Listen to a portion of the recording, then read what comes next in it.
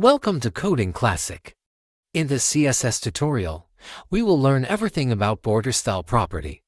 Borders are a fundamental aspect of CSS that allows web developers to define the boundaries of elements on a web page. Borders can be used to enhance the visual appeal of a website, create separations between elements, and even provide a sense of depth. In this video, we will explain each border style listed below. Number 1. Solid style. A solid border is a continuous line that does not break or change in style. This is the most common and straightforward border style. It's ideal for clean, simple designs where you want a clear boundary around elements. Number 2 is dashed line. A dashed border consists of a series of short lines or dashes with spaces in between. The dashed border style is often used to indicate something that is temporary or to create a visual break in the design. Number 3 is dotted border.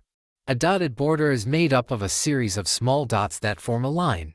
The dotted border style is used for a more delicate, less aggressive look. It's useful for subtle emphasis or decoration, such as for form fields or accentuating certain areas. Number 4 is double border. A double border features two solid lines separated by a gap. This style is often used for emphasis and can give a sophisticated or classic look. It's particularly effective for headers, important sections, or decorative elements. Number 5 is inset border. An inset border gives the appearance that the border is embedded into the page, similar to the groove style but more pronounced. Finally, number 6 is none border. The known value removes the border entirely. As you can see, there is no border on the container shown below.